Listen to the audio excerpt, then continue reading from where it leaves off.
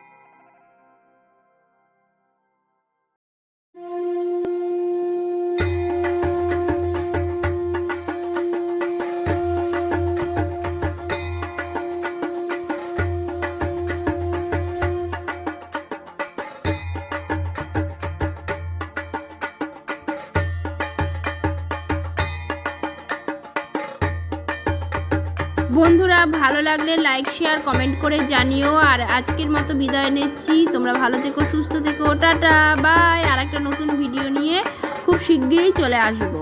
Tata.